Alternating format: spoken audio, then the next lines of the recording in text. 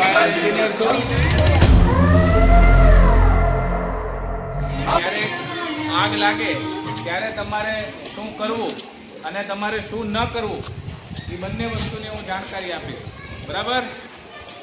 સૌથી પહેલાં તો કોઈ મને કહેશે કે આપણી શાળામાં એવી કઈ કઈ જગ્યા છે, આપણી શાળાની અંદર એવી કઈ જગ્યા છે કે જ્યાં આગ લાગી શકે? ખાલી હાથ ઊંચો કરીને ઊભા ઊભા જવાબ. હા ભાઈ, આપણો મધ્યાહન ભોજન રૂમ છે, ત્યાં આગ લાગી શકે. પછી બીજું કોઈ એવી કઈ જગ્યા કે જ્યાં આગ લાગી શકે? છોકરીઓમાં આપણે હાલો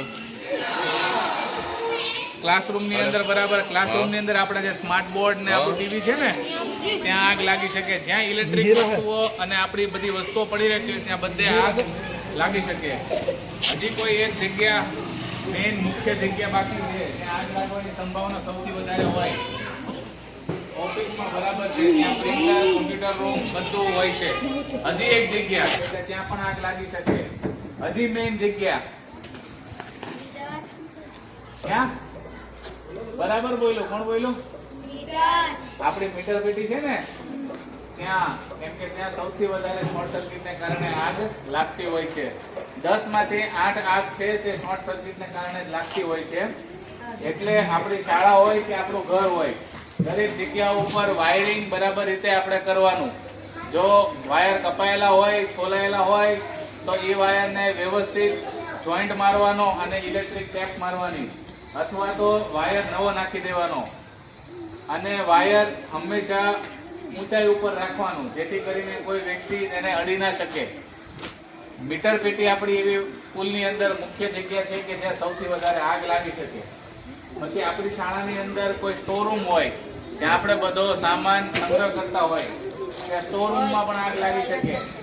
પછી આપણી શાળાની અંદર જો લાઇબ્રેરી હોય, લાગશે નહીં એવું નથી.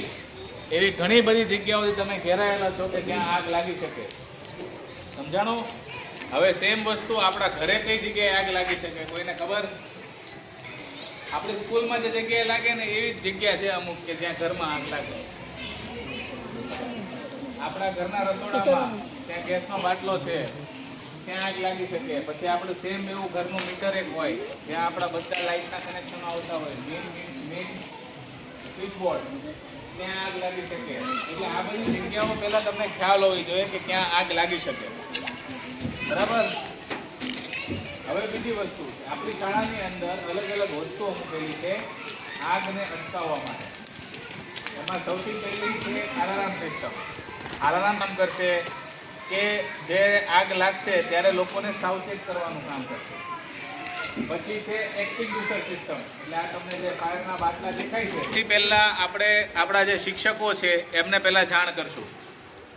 બરાબર. શિક્ષકો આપણે દાદરની અંદર એક અલાર્મ સિસ્ટમ લગાવેલી છે, જેમાં લાલ કલરનું એક બટન આવે, એને એનસીપી કહેવાય.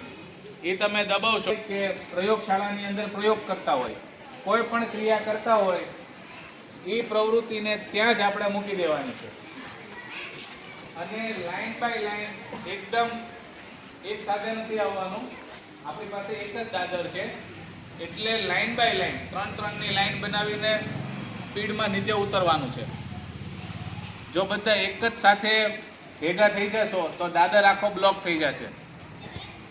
ઉપરથી વચ્ચેના માળમાં ને નાના, અહીંયા બધે તમારે નાના ધોરણના છોકરાઓ ભણે છે, એ બધા પડી જશે દાદરમાં જ, તો તમારો દાદર ત્યાં જ બ્લોક થઈ જશે, તમે નીચે ઉતરી શકશો નહીં. એટલે ફરજિયાત લાઈનમાં અને ધીમે ધીમે શાળા ખાલી કરી દેવાની. સમજાઈ ગયું?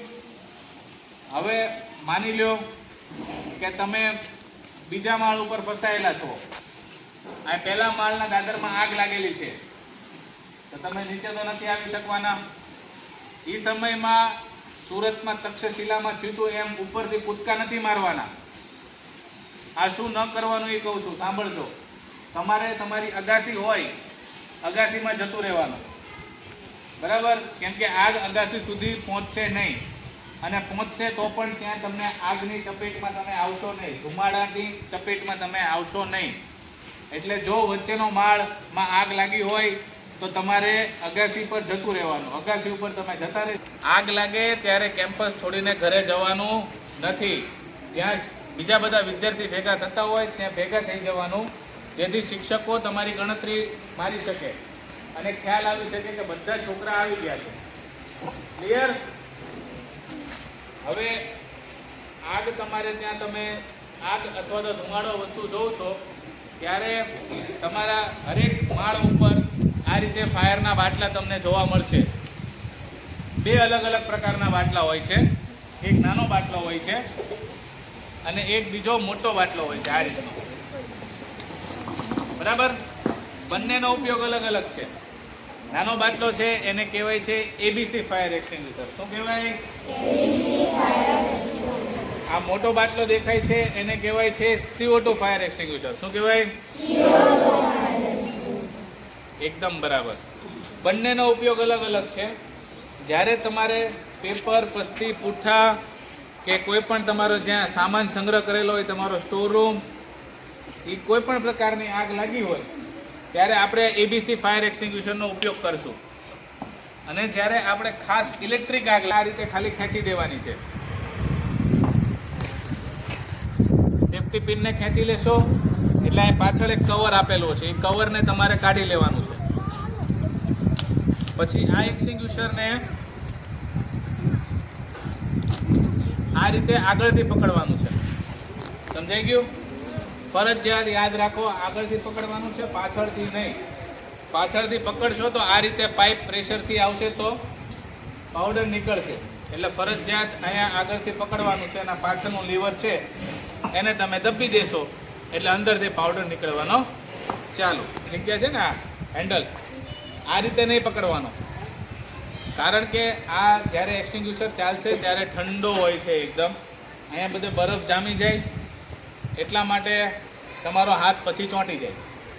એટલે ફરજિયાત યાદ રાખો આ રીતે પકડવાનો. અને જે રીતે આપણે ઘરે નળ ખોલતા હોય ને પાણીનો, એ જ રીતે આ એક્સટિંગ્વિશરને વ્યવસ્થિત પકડીને આ રીતે આપણે ખોલી નાખવાનો.